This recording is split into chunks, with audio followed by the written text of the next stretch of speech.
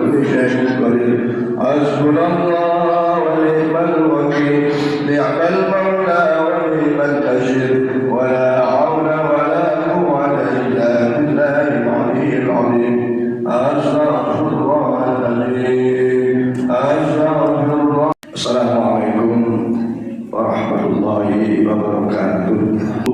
Kita harus bermohon pertolongan Allah. Tanpa pertolongan Allah sulit, sekali lagi sulit untuk bisa istiqomah dalam beribadah. Apalagi kita tak pernah minta tolong kepadanya. Para jemaah sekalian, maka mari kita jaga keistiqomahan ini. Inilah yang akan menyelamatkan kehidupan kita. Khalidina fiha abada, yang kekal di dalam kehidupan akhirat ini. Para jemaah sekalian, pada kesempatan subuh ini ada 2 poin yang ingin kita sampaikan. Yang pertama ya tausiah, dan yang kedua mungkin memberi kesempatan untuk tanya jawab dan diiringi dengan info-info tentang masjid kita. Nah, poin pertama saya mengajak kepada diri saya, kita semua, dari berbagai doa-doa yang Rasulullah ajarkan kepada kita sebagai umatnya, ada 3 doa yang seyogyanya saya dan kita semua berupaya meraihnya. Yang pertama, Allahumma aslih lana dinana alladzi huwa ismatu amrina. Ya Allah, ya Tuhanku, jaga agamaku, jaga agama yang kita perlu. Alladzi huwa ismatu amrina, karena dengan agama yang kita perlu itu akan menyelamatkan, akan menjaga problematika kehidupan kita. Lebih lagi menjaga keselamatan dunia dan akhirat kita. Apa maknanya? Kita jaga agama yang kita perlu, yaitu agama Islam. Jangan sampai agama ini lepas dari kehidupan kita, karena kita meyakini inna dina indallahil Islam. Sesungguhnya agama yang diterima di sisi Allah Subhanahu wa taala adalah agama Islam. Menurut Islam, ya tentu agama lain sesuai dengan keyakinannya. Bahasanya gitu. Bagaimana menjaga agama? Tentu saja menjaga agama itu menjaga hukum-hukum yang sudah ditetapkan dalam agama itu. Ada perintah wajib, ada sunnah, ada haram, ada halal, ada makruh, ada subhan, ada akhlak mulia, ada akhlak buruk. Ini agama. Karena memang agama menuntut keselamatan kita. Kalau tanpa agama, tanpa aturan, ya bukan manusia. Oleh karena itu, mari kita jaga agama ini. Dengan bagaimana caranya? Satu, keimanan ini kita jaga betul. Jangan sampai lepas. Jangan gara-gara dunia, gara-gara harta, agamanya dilepas. Wala tastaru bi ayati samanan qalila.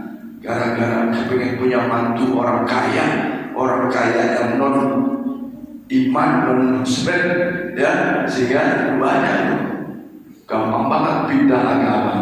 Sekarang lagi ngetren para kelompok tertentu, komunitas tertentu, begitu mudahnya pindah rumah biasa, pindah agama luar biasa. Karena agama itu akan dibawa sampai akhirat kita. Agama akan kita bawa sampai akhirat kita.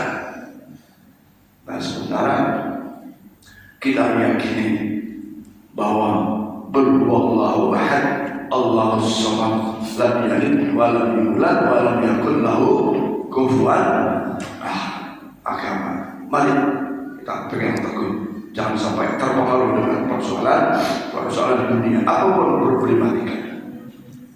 Kemudian wa aslih lana akhiratana allati ilaiha ma'aduna, kita jaga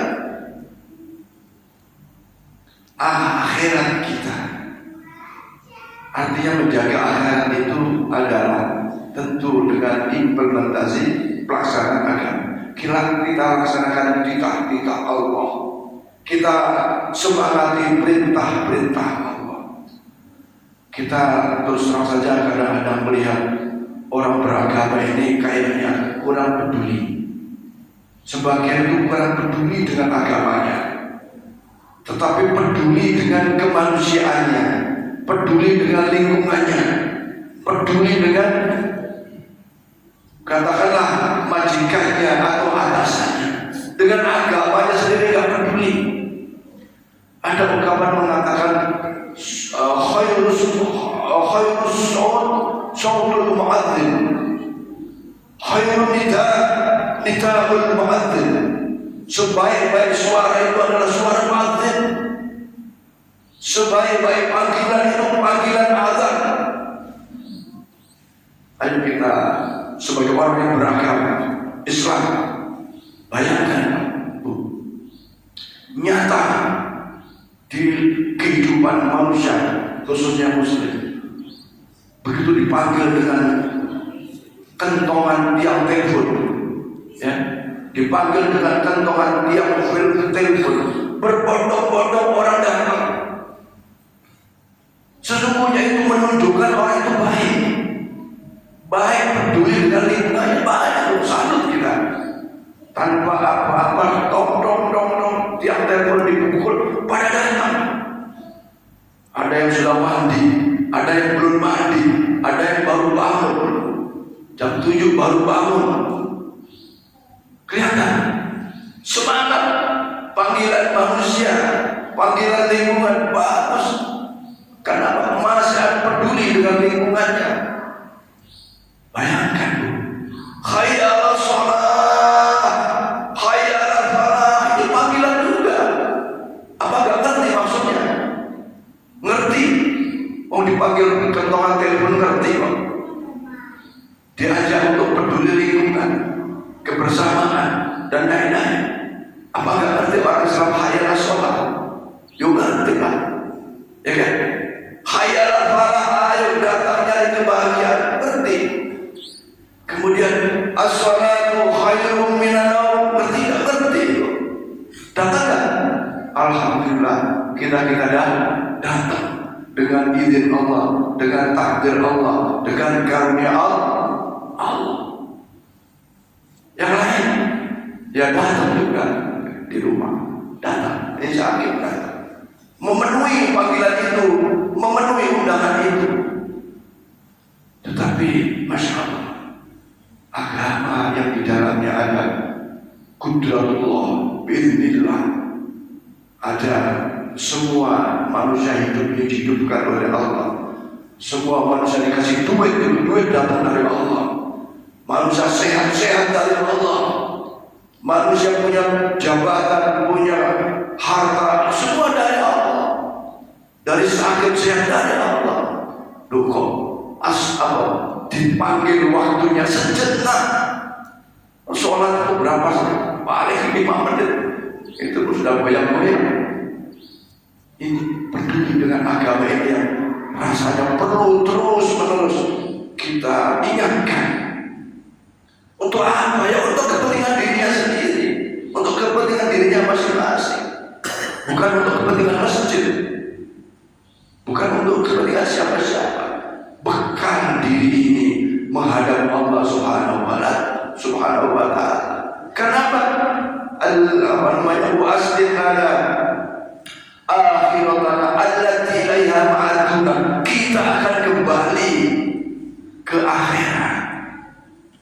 Ya tidak mungkin kita terus hidup di dunia. Akan kembali ke akhirat. Untuk itu masjid ini mengadakan berbagai kegiatan ya, yang sholat 5 waktu pasti.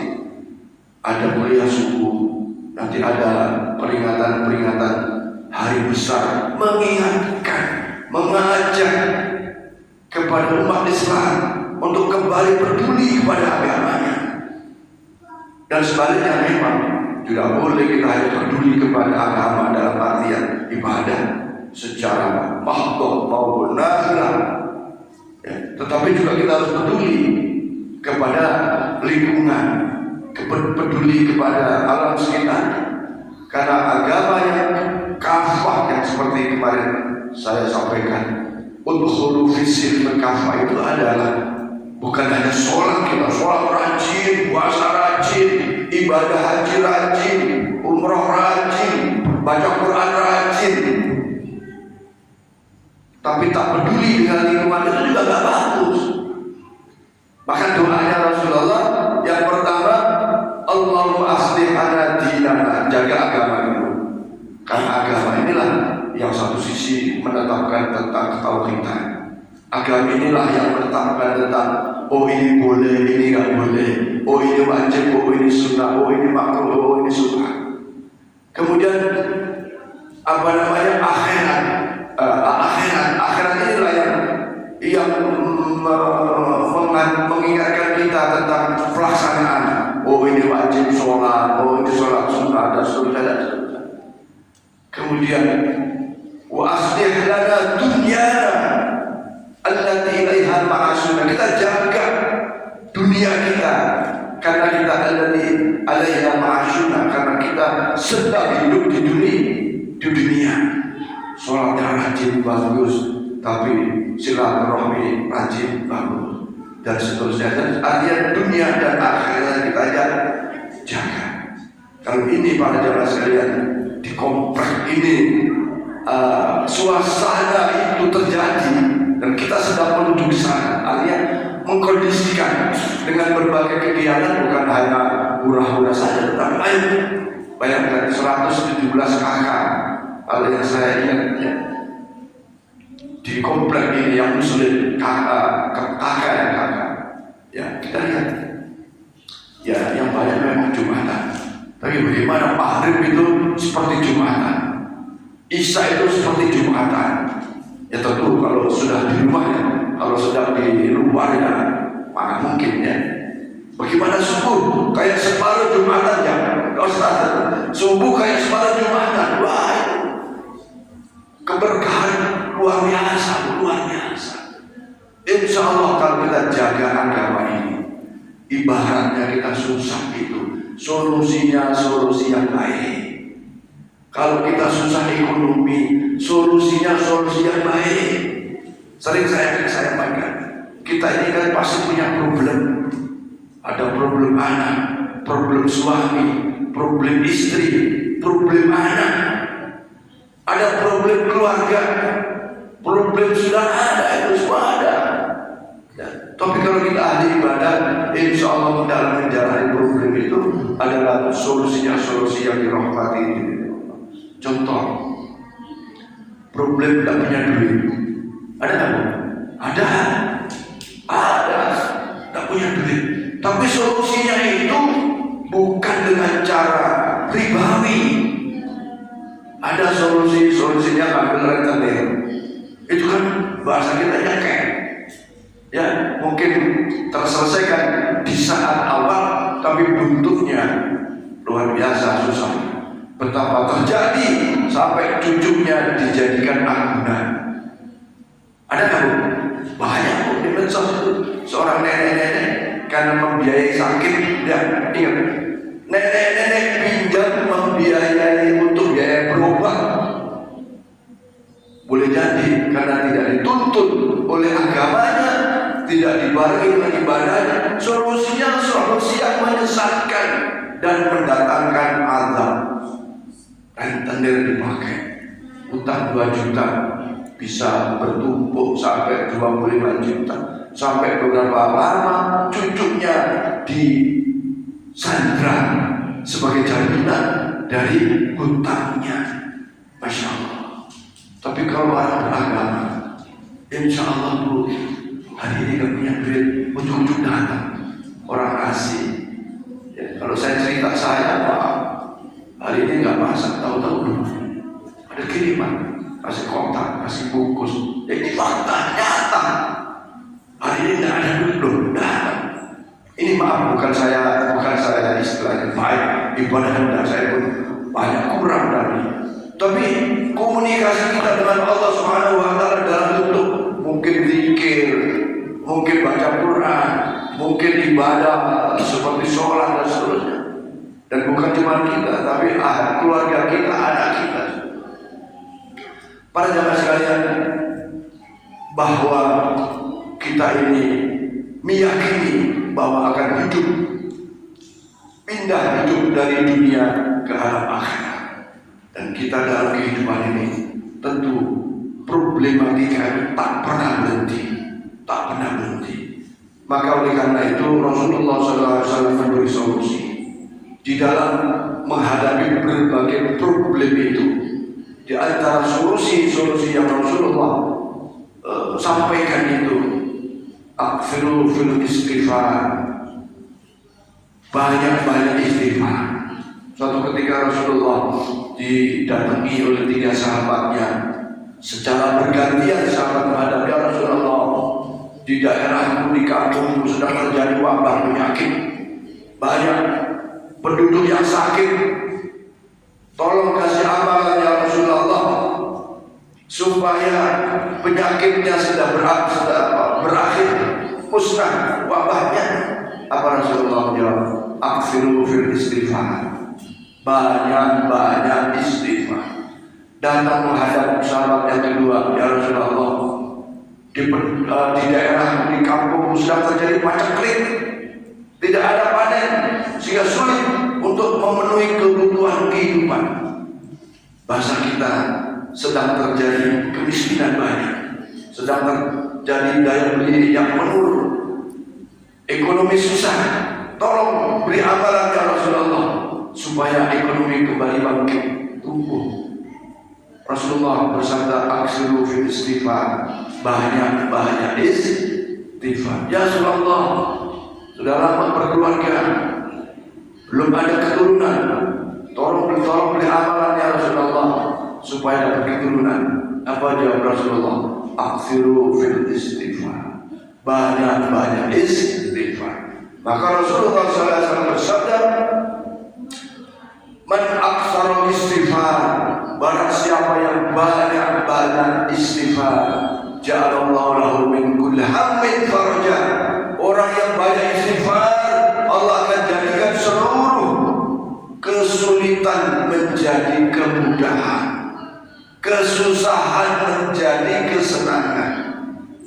Wa min kulli dzikrin mahraja, setiap zikir, ya zikir itu kesumpukan, sumpah, ya.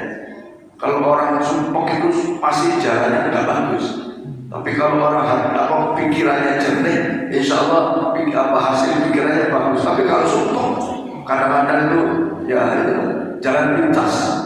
Pemikul zikir mahraja, selalu ada jalan keluar terhadap problematika yang sedang dihadapi. Warzaqahu min haitsu la yahtasib, dan Allah akan berikan rezeki dari arah yang tak terduga. Nah, hanya persoalannya istighfar ini para jemaah sekalian yang perlu kita pahami secara hakikat. Istighfar secara syariat ya gampang. Astagfirullahaladzim, itu istighfar secara lisan. Tapi menurut Imam Ghazali 1000 astagfirullahaladzim ucapannya lisannya khairun min satu kali istighfar khairun min istighfar biqaulin, lebih baik istighfar dalam hati. Maknanya kita merendah di hadapan Allah, ya Allah, ampuni Allah, ampuni Allah, banyak salahku ya Allah, banyak dosaku ya Allah. Hatinya ikut berbicara, ikut ngomong ikut nyambung perasaannya, rasa kesalahannya, rasa dosanya, rasa kemaksiatannya kepada Allah Subhanahu wa Ta'ala. Kalau ini kita lakukan, insya Allah akan nampak kesalahan-kesalahan itu dan ada jalan keluar untuk memperbaiki. Akan nampak problematika itu dan ditampakkan pula solusi yang akan Allah berikan, dan akan diberikan rezeki yang tak terduga. Ya, kita ini kan banyak berusaha kepada Allah. Ya kan, ya contoh tadi sudah dengar waktu sholat masih sibuk nonton televisi, udah tahu dengan azan masih sibuk kepada hari yang sia-sia. Ada sibuk sia-sia, ada al-ghulul, hari-hari itu sia-sia pekerjaannya. Orang mukmin yang sejati dia akan meninggalkan hari yang sia-sia. Bahkan Rasulullah SAW bersabda bahwa bukti kesempurnaan keimanan seseorang, dia akan meninggalkan pekerjaan yang sia-sia. Nah, oleh karena itu para sahabat sekalian, mari sekali lagi, apalagi yang sudah tua-tua, ya, sampai sepuh, termasuk saya sudah tua sebenarnya, sudah 60 ke atas, kita berupaya memperbaiki agama kita. Kita berupaya memperbaiki akhirat kita. Dan tentu saja walaupun sudah sepuh, tapi masih juga punya kewajiban, apalagi sebagai suami, memperbaiki dunianya, karena kita masih hidup di dalam dunia. Dan untuk itu mari kita memperbaiki istighfar. Maka insya Allah dengan istighfar itu kita akan diberikan solusi dalam problematika kehidupan kita. Dan tentu saja istighfar dimaksud adalah istighfar zahir dan batin. Ya, kita bermunajat kepada Allah. Wa yaqum istaghfiru rabbakum tsumma tubu ilaihi yursilis samaa'a 'alaikum midrara wa yazidkum quwwatan ila quwwatikum wa la tatawallaw mujrimin. Kalau kita belum bisa istiqomah dalam ibadah, banyak istighfar. Jangan cuma 100 kali dalam istighfar satu hari satu malam. Mari kita usahakan setidaknya 1000 kali istighfar dalam keseharian kita. Maka Allah akan tunjukkan solusi-solusi di dalam menghadapi problematika. Apalagi kita baca Sayyidul Istighfar. Allahumma anta rabbi, ya Allah ya Tuhanku, Engkaulah Tuhanku. Allahumma anta rabbi, Engkau Tuhanku. Khalaqtani, Engkau menciptakan aku. Nah, ini pada masing-masing diri ya. Wa ana abduka, aku sesungguhnya hamba. Wa ana ala ahdika, sesungguhnya aku telah berjanji kepadamu. Di mana pada saat arwah ya, pada saat kita sebelum dilahirkan baru ditiupkan roh, kita sudah berjanji alastu bi rabbikum qalu bala. Roh itu pada saat di alam arwah sudah ditanya oleh Allah, alastu bi rabbikum, siapa Tuhanmu? Qalu bala, bahwa Allah lah Tuhan. Wa ana ala ahdi, sudah berjanji kita kepada Allah akan mengabdi, akan beribadah kepada-Nya. Wa wa'aduka, akan memenuhi hak-hak Allah. Wa wa'aduka itu sama. Allahumma anta rabbi la ilaha anta khalaqtani wa ana abduka wa ana ala diraika mastata'tu. Nah, ini kelemahan kita, beribadah sesuai kemampuan. Ya, ini sebenarnya diterangkan di dalam kitab itu. Yang sesuai kemampuan itu ya seperti zakat, seperti sedekah, infak dan sebagainya. Tidak bisa kita paksa, harus tidak bisa. Ya, contoh ini kita sedang mengadakan karpet atau sajadah ini, hampir tentu nggak bisa dimaksa harus si A 1 juta, nggak bisa. Harus sesuai kemampuan. Ini kita beli pada cara sekalian. Sebenarnya pada saat itu ya, ini pasti, tapi ada hubungannya. Kita datang ke toko Sapiku. Ada saya, Pak Wahid, Pak Sobrali, Pak Sugiharto, Pak Adi Surati. Maksudnya itu nanti akhir tahun kita mau nabung dulu, kita mau istilahnya itu ngumpulin sedekah dulu. Ternyata begitu telah kita sepakati modelnya, sepakati harganya itu 132 juta. Ini karpet ya, karpet kelas bagus. Ternyata kita bilang kita belum punya duit, kas kita hanya kurang dari 5 juta Pak Zainal Abidin. Udah tidak apa-apa, pokoknya tugas saya akan saya laksanakan. Karena masjid besar sama beliau, toko Sapiku itu tugas saya akan saya laksanakan. Kita pulang dari situ, rumahnya udah pusat di Jakarta, karena stok yang banyak nggak ada. Dah lama terus datang. Baik, saya akan melaksanakan tugas memasang karpet. Loh, nggak punya duit kita nih. Wah, pokoknya saya pasang. Pokoknya tugas saya laksanakan. Tinggal tugas masjid baru sah. Waduh, ini ya udah kita dipasang. Nah, dan alhamdulillah pada waktu itu ya ada jamaah masjid yang ya saya sebut saja Pak Khair 10 juta, ada Pak Haji Suradi 10 juta, Haji Sukiman 1 juta, Pak Pak Sutras 5 ya. Kita sebagai transparansi ya 1 juta, istrinya 1 juta, ada lagi Pak Chandra 1,5 juta, ada yang 200.000, ada yang 500.000. Sekarang baru sekitar 29 juta,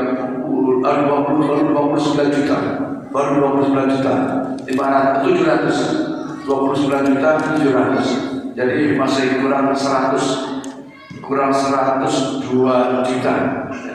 Kami yakin akan datang pertolongan Allah Subhanahu wa Ta'ala.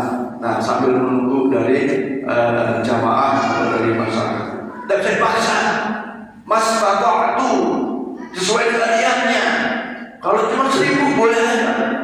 Kemarin hari Jumat ada hamba Allah, Pak ini sedekah sedekah karpet 50.000, nggak masalah. Sesuai niatnya. Dan kami terus berdoa. Setiap sholat ini berdoa, ya Allah mudahkan urusan karpet ini, mudahkan.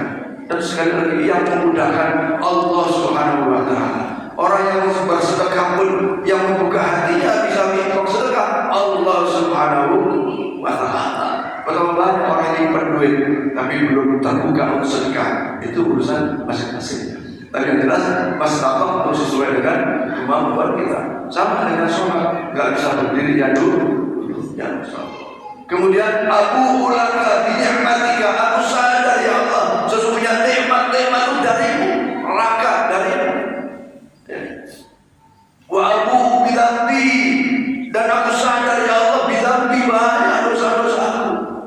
Maka di situ faghfirli, ampuni dosaku ya Allah, faghfirli. Fa innahu la yaghfiru dzunuba, sesungguhnya tidak ada zat yang bisa mengampuni dosa, menghapus dosa, illa anta, kecuali engkau.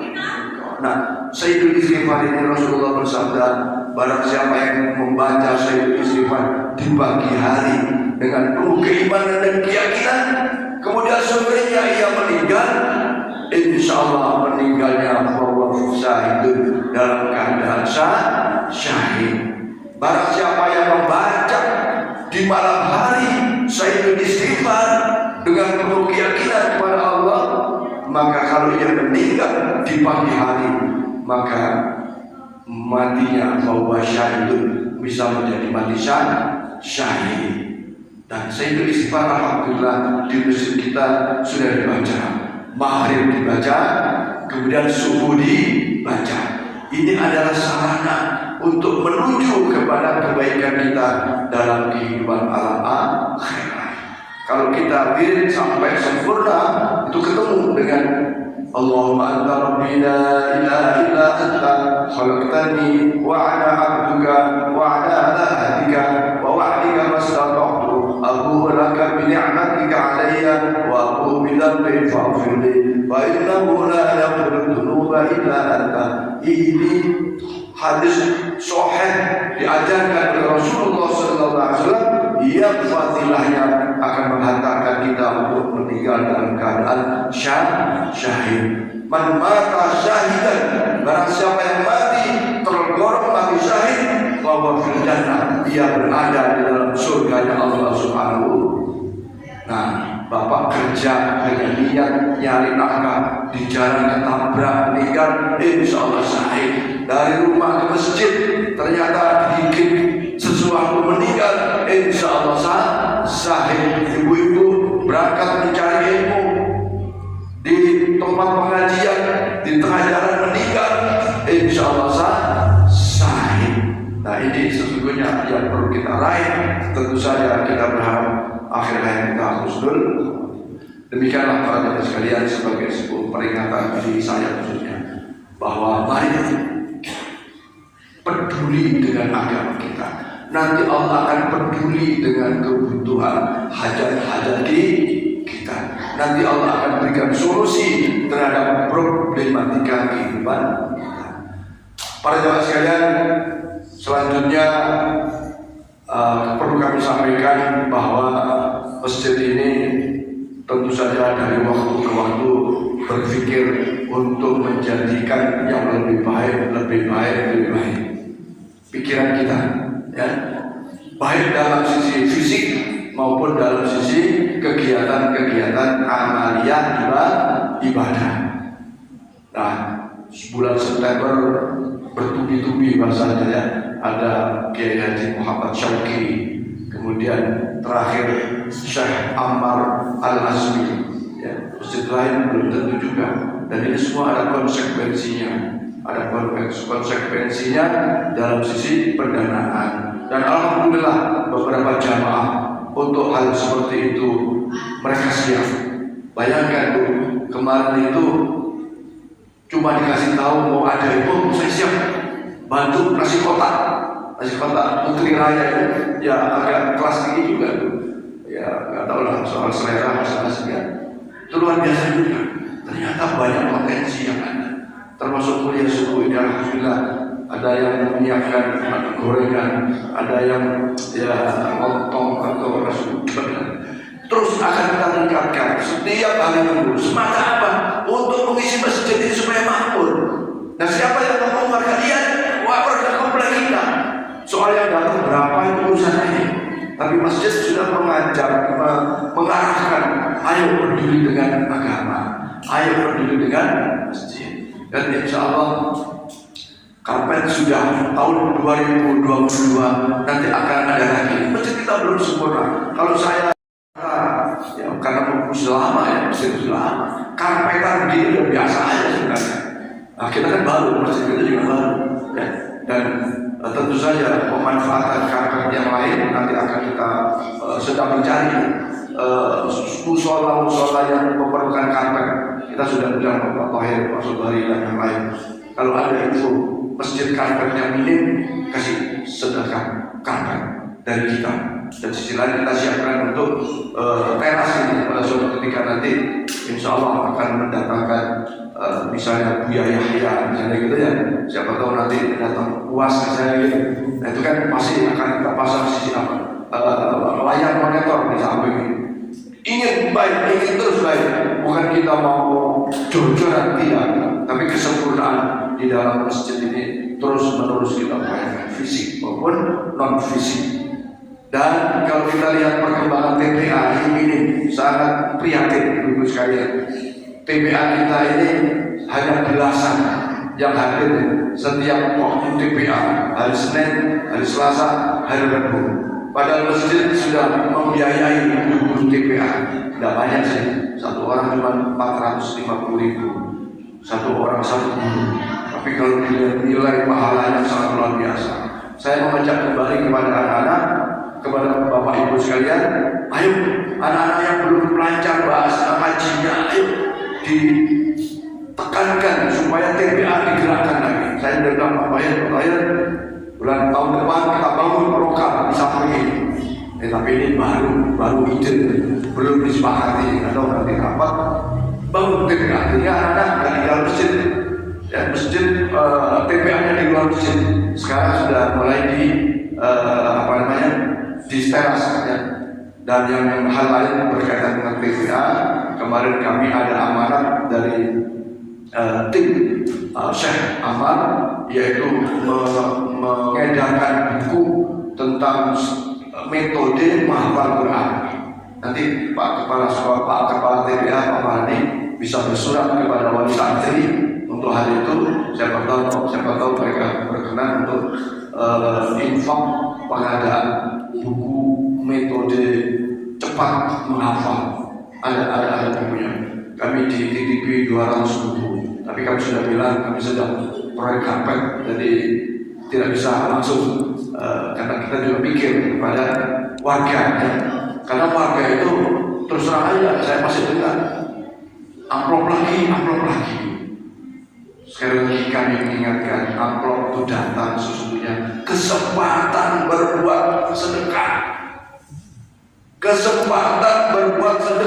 Kalau enggak, maksud saya nggak sedekah 1.000 nggak bisa, 2.000 nggak bisa. Kalau ini jangan lihat besarnya, lihat niat kita, lihat kemampuan kita. Dan kembali lagi, sedekah bukan untuk siapa-siapa, bukan untuk pengurus masjid, bukan untuk diri Bapak Ibu sendiri. Ini harus dipahami. Sedekah itu bukan untuk siapa-siapa, investasi akhirat kita masing-masing. Saya masih dengar ini kan sesungguhnya perlu urusan aja, perlu pemahaman aja. Karena kadang-kadang itu kesempatan kalau nggak dibuka ya ada repot. Ada orang tuh mau sedekah kemana ya begitu. Ada mau sedekah masih mencari. Mau sedekah kemana? Nah itu Bapak Ibu sekalian, seperti kabar ini kami sudah edarkan informasinya, kami siapkan amplopnya. Nah tentu saja kalau berniat sedekah silakan diisi dengan isi sesuai niat kita. Nggak diisi, tidak mau, tidak apa-apa. Tapi masjid perlu disarankan jalan untuk sedekah. Udahlah, kalau saya isi amplop langsung masuk kotak itu ya tidak masalah. Diniati, yang penting ibu niat, bapak niat. Ada orang 5.000 niat untuk sedekah karpet, sehingga orang sholat, sepanjang orang sholat, orang sujud di karpet ini. Bahkan sebagian ulama mengatakan masuk masjid, melangkah dari pintu masjid ke dalam masjid, langkah injak karpet itu juga yang sedekah karpet dapat pahala di Allah Subhanahu wa ta'ala. Bahkan man nadhara ilal khair, siapa yang melihat masjid itu merasa indah, ya? Orang masuk masjid melihat masjid indah, itu sendiri yang mengindahkan masjid, yang membuat sedekah dan masjid jadi indah, itu dengan berpahala. Bukan hanya untuk sujud, itu bukan. Kadang-kadang wah masjid digelar karpet, ada yang bilang bahagia, tidak bahagia. Orang masuk itu sudah ada berpahala. Bahkan sekali lagi, banyak masjid-masjid yang sudah berkarpet dengan bagus, sudah banyak. Ini karena masjid kita baru 2 tahun lebih, ya tentu pengadaannya juga baru. Kemudian para jemaah sekalian, bahwa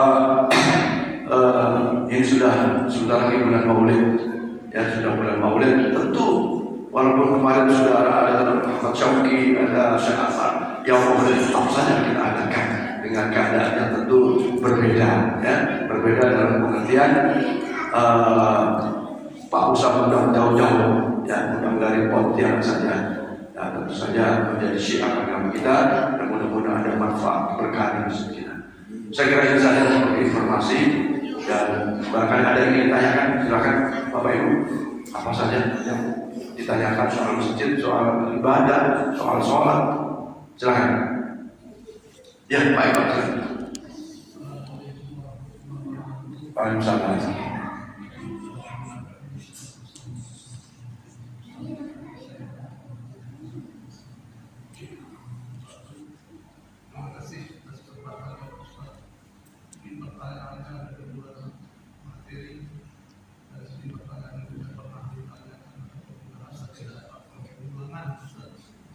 Berkenaan dengan pelaksanaan sholat secara berjamaah, yang pertama, apakah merapatkan saf itu suatu rukun dari satu sholat berjamaah, seperti rukun takbir atau salam. Yang kedua, ada imbauan umarok, yang ulama ada umarok, bahwa dalam situasi seperti saat ini itu masih dianjurkan untuk menjaga jarak kaitannya dengan saf, ya, Nah itu pertanyaan itu Ustaz mungkin tidak bisa Baik, saya sudah menangkap pertanyaannya. Yang pertama, sesungguhnya meluruskan shaf itu bukan rukun sholat, ya.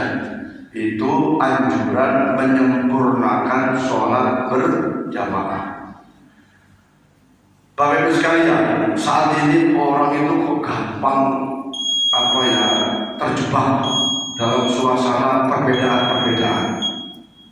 Dan memang ada komunitas tertentu yang menciptakan perbedaan-perbedaan itu supaya terjadi benturan.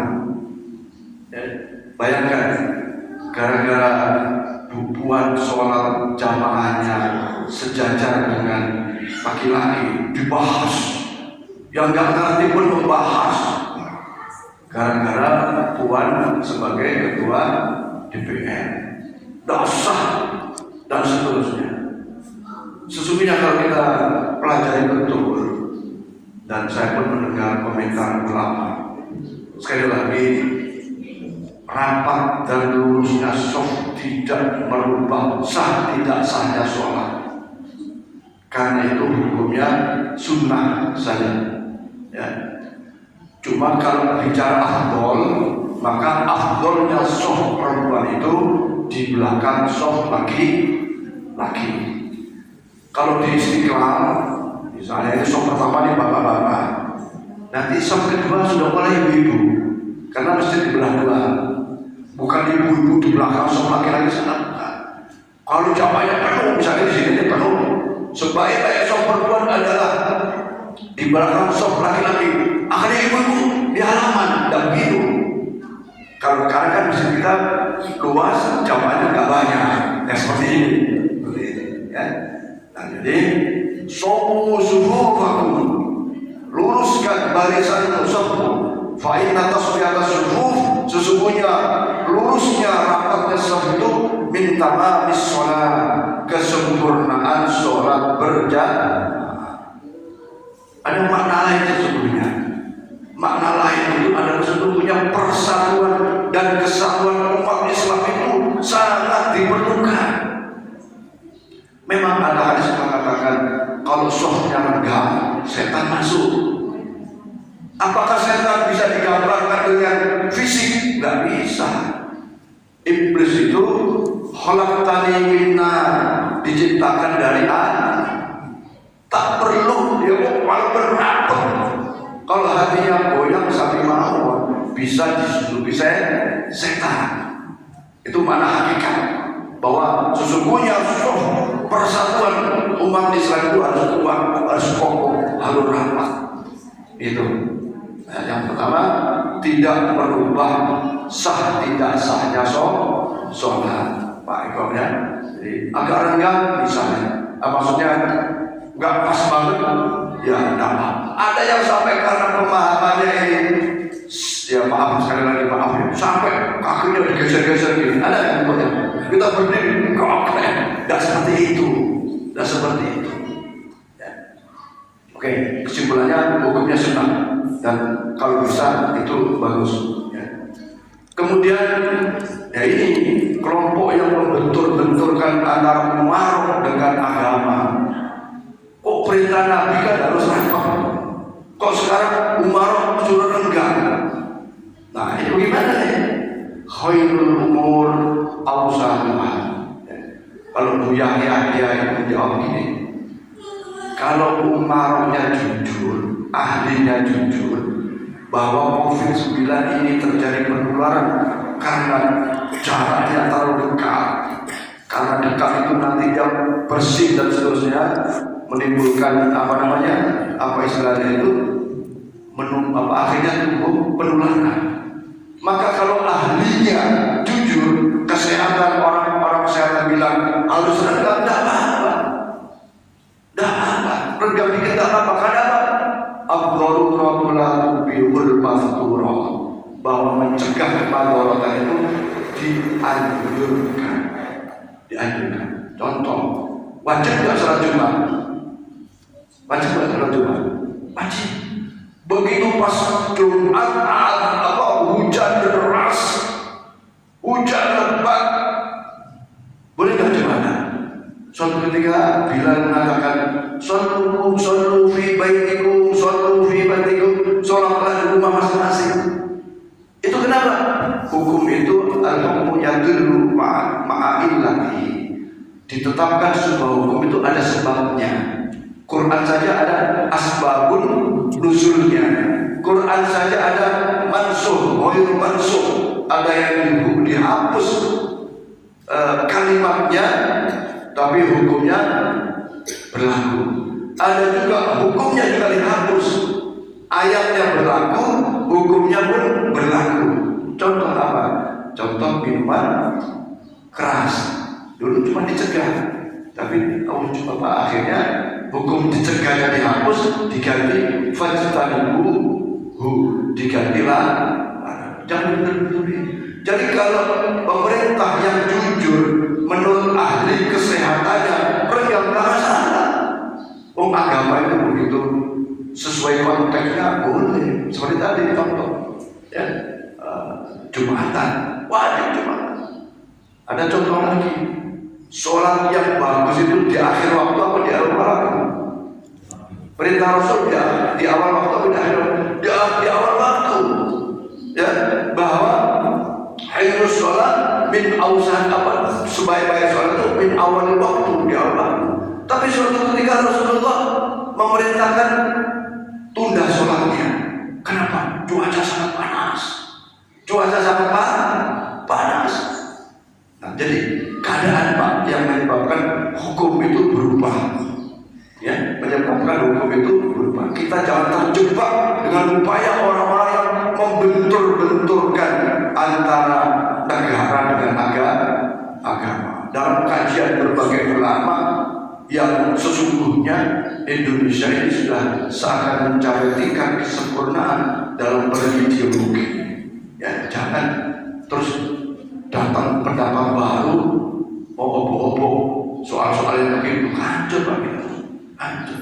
Yang panjangnya kalau ceritanya sudah waktu usul ya. Tapi yang jelas saya minta, ya memang semua bebas ya, tapi bebas sangat terbatas.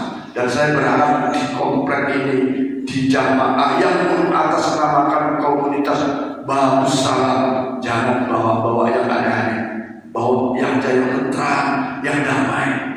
Ya. Kemarin terjadi penembakan oleh seseorang kepada ustaz. Ternyata bukan ustaz, ia paranormal. Ternyata diawali dengan perselingkuhan soal perempuan. Tuh Pak, tapi digembar-gembarkan ustaz. Ini kan menimbulkan apa ya? Terprovokasi. Jangan cepat menangkap sesuatu yang membeda-bedakan. Al-Islam rahmatan lil alamin. Islam itu membawa kedamaian. Jadi kata beberapa kiai-kiai itu, kalau ada ustaz yang jelek-jelekin, ustaz yang mojok-mojokin, ustaz yang membuat perbedaan tajam, bukan ustaz provokator. Walaupun statusnya orang menyebut ustaz, karena ustaz itu kalau yang sesungguhnya pasti rahmatan lil alamin. Wallahu a'lam bishawab. Al-Fatihah. Alhamdulillah saya bawa sallallahu alaihi wasallam. Iya kan, sallallahu alaihi wasallam.